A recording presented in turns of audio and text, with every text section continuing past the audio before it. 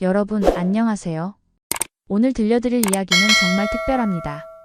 조지아라는 나라에서 온 한 소녀가 한국어 말하기 대회에서 1등을 하며 한국에 오게 된 실화인데, 그저 언어를 배우러 온 줄 알았던 그 소녀에게 전혀 예상치 못한 일이 벌어집니다. 드라마보다 더 감동적이고 영화보다 더 극적인 순간들이 기다리고 있었거든요. 특히 이야기 중반에 일어나는 충격적인 반전은 여러분도 깜짝 놀라실 겁니다. 소피아라는 이름의 이 소녀가 어떻게 전주를 제2의 고향으로 만들게 되었는지, 그리고 그 과정에서 어떤 놀라운 진실을 발견하게 되었는지 끝까지 함께 해주세요. 한국의 깊은 정이 한 외국인 소녀의 인생을 어떻게 바꿔놓았는지 그 감동적인 여정을 지금부터 시작하겠습니다. 영상이 도움이 되셨다면 구독과 좋아요, 그리고 알림 설정까지 부탁드립니다.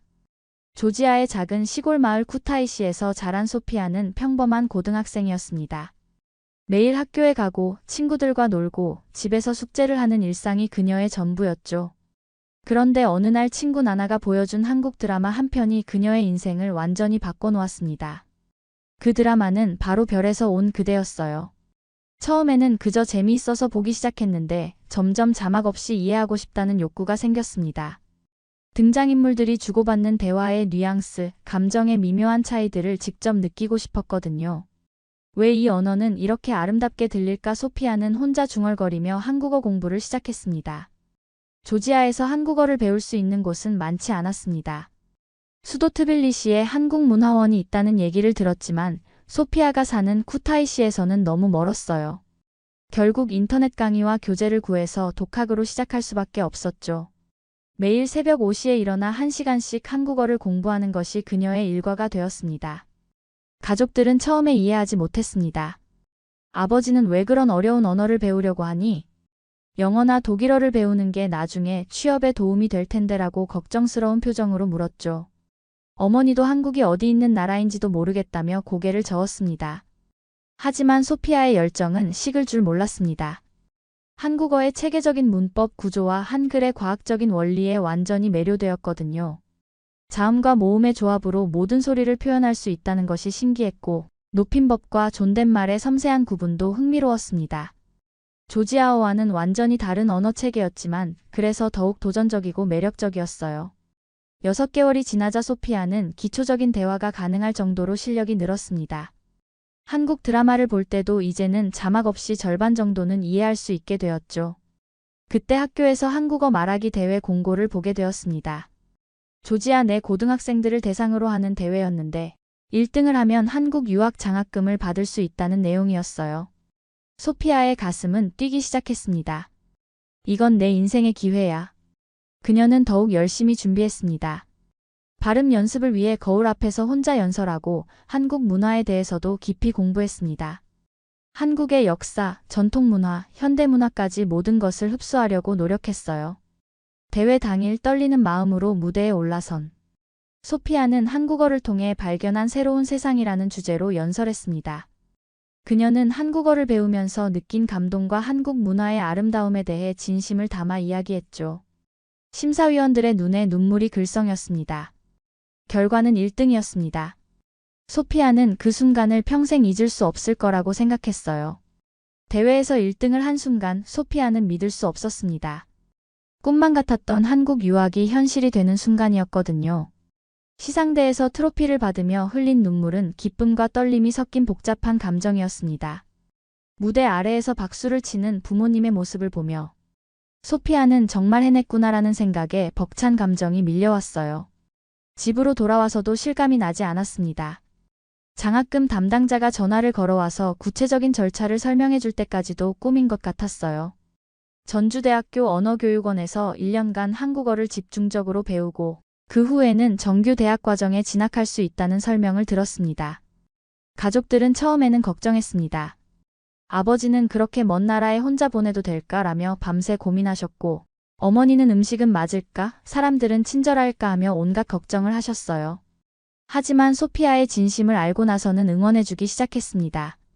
어머니는 네가 정말 원하는 일이라면 해봐라. 우리가 뒤에서 지켜볼게 라고 말하며 등을 토닥여 주셨습니다. 한국행 준비는 생각보다 복잡했습니다. 비자 신청부터 시작해서 필요한 서류들을 준비하는 것만으로도 한 달이 걸렸죠. 건강검진, 범죄 경력 증명서, 재정 증명서 등 준비해야 할 것들이 산더미였습니다. 그 과정에서 소피아는 한국에 대해 더 많은 것을 알게 되었어요. 특히 전주라는 도시에 대해 조사하면서 깊은 감동을 받았습니다. 한옥마을이 있고 전통 문화가 잘 보존된 도시라는 것을 알게 되었거든요. 인터넷으로 찾아본 전주 한옥마을의 아름다운 모습은 마치 드라마 속 한 장면 같았어요. 정말 저런 곳에서 살게 되는 건가 소피아는 설렘으로 가슴이 두근거렸습니다. 출국 전 한 달 동안 소피아는 한국어 공부에 더욱 매진했습니다. 기본적인 일상 대화는 물론이고 한국의 예절과 문화에 대해서도 깊이 있게 공부했어요. 특히 한국 사람들이 중시하는 예의범절과 관계 문화에 대해 많이 배웠습니다. 출국 전날 밤 소피아는 잠을 이룰 수 없었습니다. 새로운 나라, 새로운 사람들, 새로운 언어 환경. 모든 것이 새로울 터였죠. 가방을 다시 한번 확인하고 한국어 교재들을 꼼꼼히 챙겼습니다. 조지아 전통 과자와 기념품들도 잊지 않고 챙겼어요. 한국에서 만날 사람들에게 자신의 나라를 소개하고 싶었거든요. 공항에서 가족들과 이별할 때는 정말 눈물이 났습니다. 아버지는 건강하게 다녀와라라고 하시며 소피아를 꼭 안아주셨고 어머니는 매일 연락해라라고 당부하시며 눈물을 흘리셨어요. 동생은 언니 한국어 다 배우고 와서 나한테도 가르쳐줘라고 말하며 손을 흔들었습니다. 비행기에서 창밖을 내려다보며 소피아는 정말 가는구나라는 생각에 또 한 번 벅찬 감정이 들었습니다. 15시간의 긴 비행 끝에 인천공항에 도착한 순간 소피아는 완전히 다른 세상에 온 느낌이었어요. 공항의 규모도 크고 사람들의 말소리도 빨랐습니다. 전주로 가는 버스 안에서 창밖을 바라보며 정말 한국에 왔구나라는 생각이 들었죠. 새로운 인생이 시작되는 순간이었습니다. 전주에 도착한 첫날 소피아는 당황스러웠습니다. 드라마에서 본 한국과 현실은 사뭇 달랐거든요. 기숙사는 생각보다 작았고 복도에서 들려오는 학생들의 대화는 너무 빨라서 알아듣기 어려웠습니다. 룸메이트는 다행히 같은 외국인 학생이었지만 중국에서 온 링링과는 영어로만 소통할 수 있었어요. 첫 수업에 들어간 소피아는 더욱 절망적이었습니다. 선생님의 설명은 천천히 해주셔서 어느 정도 이해할 수 있었지만 학생들끼리 나누는 농담이나 일상 대화는 완전히 다른 언어처럼 들렸죠. 특히 한국 학생들이 쓰는 줄임말이나 신조어들은 교과서에서 배운 적이 없는 것들이었어요. 내가 정말 한국어를 할 줄 안다고 생각했던 건가 하는 의구심이 들었습니다. 집에서 혼자 공부할 때는 제법 잘한다고 생각했는데 실제 상황에서는 완전히 다른 느낌이었거든요. 수업 중에 선생님이 소피아 씨, 어떻게 생각하세요? 라고 물어보시면 머릿속이 하얘져서 대답을 제대로 못하는 일이 자주 있었어요. 점심시간은 더욱 힘들었습니다. 학생 식당에서 혼자 밥을 먹는 소피아를 보며 다른 학생들이 수근거리는 소리가 들렸어요. 저 외국인 학생 혼자 왔나 봐 말 걸어볼까? 근데 영어 해야 하나? 하는 소리들이었죠. 소피아는 한국어를 할 수 있다고 말하고 싶었지만 자신감이 없어서 그냥 고개만 끄덕이고 있었습니다. 기숙사 생활도 쉽지 않았어요. 공동 화장실과 샤워실을 사용하는 것도 불편했고 밤늦게까지 떠들며 공부하는 한국 학생들의 문화도 낯설었습니다. 조지아에서는 저녁 9시 이후에는 조용히 지내는 것이 예의였는데 여기서는 새벽까지 시끄럽게 이야기하는 것이 당연한 것 같았어요. 전주 전통시장에 처음 갔을 때는 정말 당황스러웠습니다. 할머니 상인들의 사투리는 교과서에서 배운 표준어와는 전혀 달랐거든요. 이거 얼매요? 만나게 먹어야 또 오라인 같은 말들을 들으면 무슨 뜻인지 도무지 알 수 없었어요. 이거 얼마예요? 라고 정중하게 물어보니 할머니가 뭔가 길게 설명해 주시는데 전혀 알아들을 수 없었습니다. 결국 돈만 내고 나왔죠. 할머니가 뭔가 덤으로 주려고 하시는 것 같았는데 뭐라고 말씀하시는지 몰라서 그냥 고개만 숙이고 나왔어요. 나중에 생각해보니 정말 무례했던 것 같아서 미안한 마음이 들었습니다. 기숙사로 돌아오는 길에 소피아는 눈물이 났습니다. 내가 너무 큰 꿈을 꾼 건 아닐까 하는 생각이 들었어요. 조지아에 있는 가족들과 영상통화를 할 때도 잘 지내고 있어. 걱정하지 마라고 말했지만 속으로는 많이 힘들었습니다. 특히 어머니가 밥은 잘 먹고 있니? 친구들은 사귀었니? 라고 물어보실 때마다 거짓말을 하는 것 같아서 마음이 아팠어요. 한국 드라마에서 본 것처럼 로맨틱하고 따뜻한 일상을 기대했는데 현실은 언어 장벽과 문화 차이로 인한 어려움의 연속이었죠. 특히 빠른 생활 템포와 경쟁적인 학습 분위기는 소피아에게 큰 스트레스였습니다. 하지만 포기할 수는 없었어요. 여기까지 온 이유가 있었으니까요. 매일 밤 침대에 누워서 내일은 더 잘할 수 있을 거야 라고 다짐했지만 현실은 쉽게 달라지지 않았습니다. 한국에 온 지 한 달이 지났을 때 소피아는 여전히 적응하지 못하고 있었습니다. 특히 이해할 수 없는 것이 한국 사람들의 행동이었어요. 옆방에 사는 관리 아주머니가 자꾸 반찬을 가져다 주시는 것부터 시작해서 길에서 만난 아주머니가 갑자기 밥 먹었니? 라고 묻는 것까지 모든 것이 낯설고 당황스러웠습니다. 왜 이렇게 사생활에 관심이 많을까? 소피아는 이해할 수 없었습니다. 조지아에서는 이웃과 그렇게 친하게 지내지 않거든요. 개인의 프라이버시를 존중하는 것이 예의라고 생각했는데 한국에서는 정반대인 것 같았어요. 관리 아주머니가 김치를 담그셨다며 통째로 하나 갖다 주셨을 때도 왜 이런 걸 주시지? 내가 부탁한 것도 아닌데라는 의문이 들었습니다. 어느 날 감기에 걸려서 며칠 수업을 빠졌는데 같은 반 친구들이 돌아가면서 노트를 복사해서 가져다 주더라고요. 심지어 감기약까지 사서 갖다 주었습니다. 소피아는 당황스러웠어요. 내가 부탁한 적도 없는데 왜 이렇게 해주지? 나중에 뭔가 보답을 해야 하는 건가? 하는 생각이 들었거든요. 한국어 수업에서 선생님이 정이라는 개념에 대해 설명해 주셨는데 소피아는 여전히 이해하기 어려웠습니다. 정이 뭐예요? 사랑과는 다른 건가요? 친구와도 다른 건가요? 소피아가 질문하자 선생님은 웃으시며 살다 보면 알게 될 거예요. 느끼는 거라서 말로 설명하기는 어려워요 라고 답하셨죠. 기숙사 앞 편의점 아저씨도 신기한 분이었어요. 매번 라면을 사러 가면 또 라면이야? 몸에 안 좋아. 젊은 애가 이런 것만 먹으면 어떡해 라고 걱정해 주시고 가끔은 바나나나 우유를 덤으로 주시곤 했습니다. 처음에는 왜 저한테 이렇게 해주시는 거예요? 라고 물어봤더니 그냥 안쓰러워서라고 하시더라고요. 소피아는 처음에는 부담스러웠습니다. 조지아에서는 이런 식으로 낯선 사람이 관심을 보이면 뭔가 꿍꿍이가 있다고 생각하거든요. 하지만 며칠, 몇 주가 지나도 편의점 아저씨는 그냥 진심으로 걱정해 주시는 것 같았어요. 어느 날은 우리 딸도 내 나이쯤 되는데 외국에서 혼자 지내는 게 얼마나 힘들지 알겠다라고 말씀하시더라고요. 어느 비 오는 날 우산 없이 나왔다가 처음 보는 아주머니가 우산을 씌워주시며 함께 걸어주셨습니다. 어디서 왔어? 혼자 살아? 힘들지? 밥은 잘 챙겨 먹고? 계속 물어보시면서 걱정해 주시더라고요. 소피아는 괜찮아요 라고 대답했지만 아주머니는 괜찮을 리가 있나? 엄마 없이 혼자 사는 데라고 하시며 더욱 안쓰러워 하셨어요. 그때 소피아는 뭔가 다른 감정을 느꼈습니다. 조지아에서도 느껴보지 못한 따뜻함이었죠. 혈연 관계도 아니고 친구도 아닌 사람이 이렇게 진심으로 걱정해주는 마음. 이해할 수는 없었지만 가슴이 따뜻해지는 느낌이었어요. 아마도 이것이 한국 사람들이 말하는 정이라는 것일까 하는 생각이 들었습니다.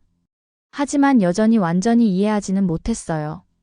받기만 하는 것 같아서 미안한 마음도 들었고 언제까지 이런 호의에만 의존해야 하나 하는 부담감도 있었거든요. 한국에 온 지 2달째 되던 어느 금요일 저녁 소피아는 기숙사에서 혼자 컵라면을 먹고 있었습니다. 같은 반 친구들은 모두 집에 가거나 친구들과 만나는데 소피아는 갈 곳이 없었거든요. 창밖을 바라보며 조지아에 있었다면 지금쯤 가족들과 저녁을 먹고 있을 텐데라는 생각에 마음이 씁쓸했어요. 그때 같은 반 민지가 전화를 걸어왔습니다. 소피아야, 지금 뭐해? 우리 집에서 저녁 먹을래? 민지는 자연스럽게 물어봤어요. 소피아는 망설였습니다. 괜찮을까요? 갑자기 가도 되나요? 폐가 되지 않을까요? 당연하지. 우리 엄마가 외국인 친구 만나보고 싶다고 하셨어. 그리고 엄마가 요리를 정말 잘하셔. 소피아는 고민했습니다. 가고 싶은 마음도 있었지만 한국 가정에 초대받는 것이 부담스럽기도 했어요. 뭔가 준비해 가야 하나요? 선물이라도? 아니야, 그냥 와. 너무 부담 갖지 마. 민지의 따뜻한 목소리에 소피아는 용기를 냈습니다. 민지네 집은 아파트 15층에 있었어요. 문을 열고 들어가니 온 가족이 나와서 반겨주었습니다. 민지 어머니는 소피아의 손을 잡으며 어머, 정말 예쁘네. 멀리서 왔는데 고생 많았겠다며 눈물을 글썽이셨어요. 소피아는 그 순간 가슴이 뭉클했습니다. 처음 보는 사람에게 이렇게 따뜻하게 대해주시다니. 민지 아버지는 우리 딸 친구니까 우리 딸이야. 편하게 생각해라고 말씀하셨고 중학생인 민지 남동생은 누나, 외국어 배우고 싶었는데 조지아어 가르쳐줘라고 장난스럽게 말했어요. 가족들의 자연스러운 모습에 소피아는 어색함이 조금씩 사라지는 것을 느꼈습니다. 저녁 식탁에 앉자 민지 어머니가 소피아 앞에 계속 반찬을 올려주시며 이것도 먹어봐, 저것도 먹어봐. 입에 맞을지 모르겠네라고 하셨어요. 된장찌개, 불고기, 나물 반찬들이 테이블 가득 차 있었죠. 소피아가 너무 많이 차려주셨어요 라고 하니 민지 아버지가 이 정도는 기본이야.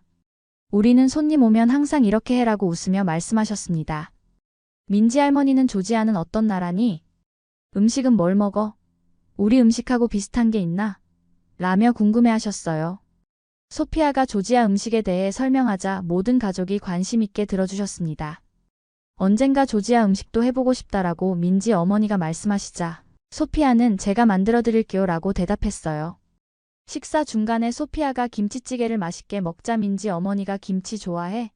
집에 가져갈 것도 싸줄게. 혼자 사는데 제대로 된 음식 먹어야지라고 하셨어요. 소피아는 처음에는 괜찮아요 라고 사양했지만 가족들이 워낙 좋아해 주시니 마음이 따뜻해졌습니다. 식사 후에는 온 가족이 거실에 모여서 소피아에게 조지아 이야기를 물어보았어요. 조지아의 위치, 문화, 전통에 대해 설명하자 모두 신기했습니다. 소피아가 조지아 전통춤을 보여주자 박수를 치며 좋아해 주셨죠. 그리고 민지 아버지가 소피아야, 힘들면 언제든 여기 와. 여기가 내 집이야. 우리가 내 한국 가족이다라고 말씀해 주셨습니다. 그 순간 소피아는 눈물이 날 뻔했어요. 이런 말을 들어본 적이 없었거든요. 혈연 관계도 아니고 오래 알고 지낸 사이도 아닌데 이렇게 가족이라고 말해 주시다니. 민지 어머니는 우리 딸이 학교에서 소피아 이야기를 많이 해. 착하고 열심히 공부한다고. 그런 아이면 우리 가족이지라고 덧붙여 주셨어요. 집으로 돌아가는 길에 소피아는 가슴이 벅찼습니다. 민지 어머니가 싸주신 반찬통을 들고 걸으면서 계속 그날 저녁의 따뜻함을 되새겼어요. 이런 느낌을 받아본 적이 없었거든요. 조건 없이 받아들여주고 가족처럼 대해주는 마음. 이것이 바로 한국 사람들의 정이구나 하는 깨달음이 왔습니다. 기숙사에 도착해서 민지 어머니가 싸주신 반찬들을 냉장고에 넣으면서 소피아는 이제 정말 한국에서 살고 있는 거구나라는 생각이 들었어요. 그동안은 한국에 와 있기만 했는데 이제야 진짜 한국에서 살고 있다는 느낌이 들었거든요. 그날 밤 소피아는 오랜만에 행복한 마음으로 잠들 수 있었습니다. 다음 날부터 소피아의 한국 생활은 조금씩 달라지기 시작했어요. 여전히 언어적인 어려움은 있었지만 사람들을 바라보는 시각이 바뀌었거든요. 편의점 아저씨의 관심도, 관리 아주머니의 반찬도 모두 진심에서 우러나온 것이라는 걸 이해하게 되었습니다. 그리고 무엇보다 혼자가 아니라는 느낌, 누군가 자신을 걱정해주고 있다는 따뜻한 마음이 소피아에게 큰 힘이 되었어요. 민지네 가족을 만난 후 소피아의 한국 생활은 완전히 달라졌습니다. 이제 한국어도 훨씬 잘 들리고 사람들과 대화하는 것도 즐거워졌어요. 무엇보다 한국 사람들의 마음을 이해하게 되니 모든 것이 달라 보였습니다. 시장에서 할머니들이 덤으로 주시는 것도, 길에서 밥 먹었니? 라고 묻는 것도 이제는 따뜻한 관심이라는 걸 알 수 있었어요. 한국어 실력도 눈에 띄게 늘었습니다. 선생님께서 소피아 씨, 요즘 한국어가 정말 자연스러워졌네요. 특히 감정 표현이 풍부해졌어요 라고 칭찬해 주셨어요. 실제로 소피아는 이제 단순히 문법적으로 맞는 문장을 만드는 것이 아니라 상황에 맞는 적절한 표현을 사용할 수 있게 되었거든요. 그런데 어느 날 소피아에게 예상치 못한 제안이 들어왔습니다. 언어교육원 김 선생님이 소피아야, 한국어 실력도 늘었고 외국인 학생들을 가르쳐 볼 생각은 없니? 라고 물어보신 거예요. 새로운 외국인 학생들이 적응하는 데 도움을 주는 멘토 역할을 해달라는 것이었죠. 네가 겪은 어려움을 알기 때문에 오히려 더 잘 도울 수 있을 것 같아.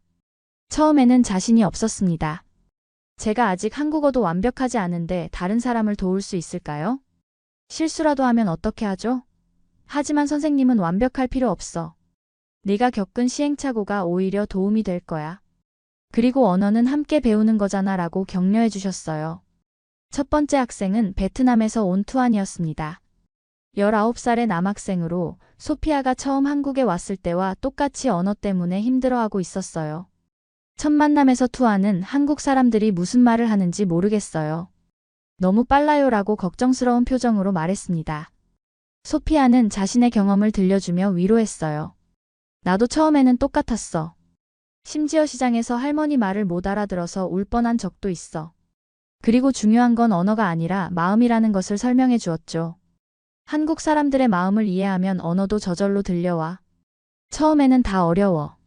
하지만 한국 사람들은 정말 따뜻해. 투안을 도우면서 소피아는 새로운 기쁨을 발견했습니다. 누군가에게 도움을 주는 것, 자신이 받았던 따뜻함을 다른 사람에게 전해주는 것이 이렇게 보람 있는 일인지 몰랐거든요. 투안이 점점 적응해가는 모습을 보며 소피아는 큰 성취감을 느꼈어요. 두 번째 학생은 몽골에서 온 바트바야르였어요. 내성적인 성격에 한국 문화에 대한 이해가 부족해서 친구 사귀기를 어려워했습니다. 소피아는 바트바야르를 민지네 집에 함께 데려갔어요. 한국 가정의 따뜻함을 직접 느껴보는 게 가장 좋은 공부야. 민지네 가족들은 바트바야르도 가족처럼 반겨주셨습니다. 몽골 음식에 대해 궁금해하시고 바트바야르의 이야기를 관심 있게 들어주셨어요. 그날 이후 바트바야르는 이제 한국이 무서운 곳이 아니라 따뜻한 곳 같아요 라고 말했습니다.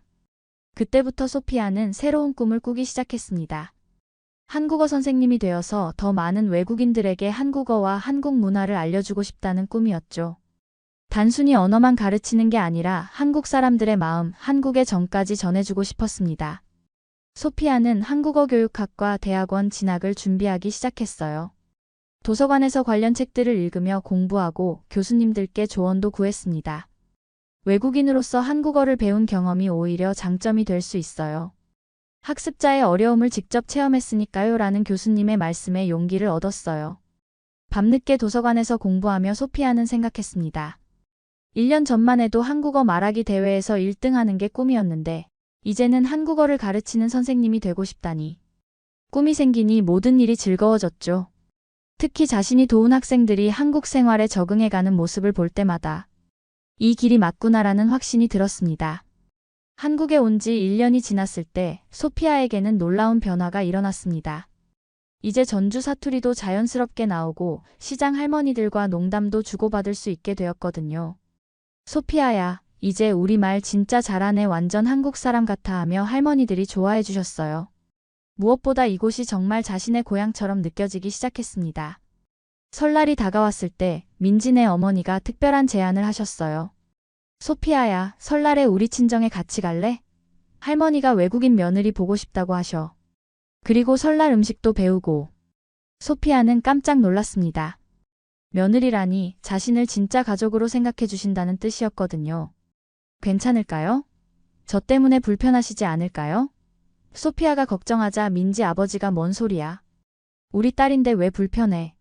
할머니도 외국 며느리 생겼다고 동네 사람들한테 자랑하고 다니셔라고 웃으며 말씀하셨어요. 설날 아침 소피아는 민지 어머니가 빌려주신 한복을 입고 친정에 갔습니다. 연두색 저고리에 자주색 치마가 정말 예뻤어요. 할머니는 소피아를 보자마자 손을 꼭 잡으시며 어머, 우리 예쁜 며느리 왔네. 한복이 이렇게 잘 어울릴 줄이야 하시며 울먹이셨습니다. 그리고 할머니는 정말 놀라운 말씀을 하셨어요. 소피아야, 할머니가 평생 외국 사람 만나보고 싶었는데 이렇게 손녀딸처럼 예쁜 애를 만나게 되다니. 우리 집안에 복이 들어왔다라고 하시며 세뱃돈까지 주셨습니다. 올해도 건강하고 행복해라. 공부도 열심히 하고. 온 가족이 함께 전을 부치고 떡국을 끓이는 모습을 보며 소피아는 눈물이 났습니다. 이런 게 가족이구나, 이런 게 고향이구나 하는 생각이 들었어요. 조지아에 있는 친가족보다도 더 따뜻하게 대해주시는 분들이었습니다. 소피아도 할머니 옆에서 전을 부치고 상차림을 도우며 마치 진짜 며느리가 된 것 같은 기분이었어요. 점심시간에 온 가족이 둘러앉아 떡국을 먹으며 새해 소망을 이야기했습니다. 소피아가 저는 빨리 한국어 선생님이 되어서 더 많은 외국인 친구들에게 한국의 따뜻함을 알려주고 싶어요 라고 말하자 할머니가 그래. 우리 며느리가 참 착하다. 그런 마음씨면 꼭 좋은 선생님 될 거야 라고 격려해 주셨어요. 그런데 그때 민지 할머니가 갑자기 진지한 표정으로 소피아야, 너 혹시 조지아에서 가족이 힘들게 살고 있니? 할머니 눈에는 다 보여라고 물어보셨습니다. 소피아는 깜짝 놀랐어요. 사실 몇 달 전부터 아버지가 일자리를 잃으셔서 가족이 경제적으로 어려운 상황이었거든요.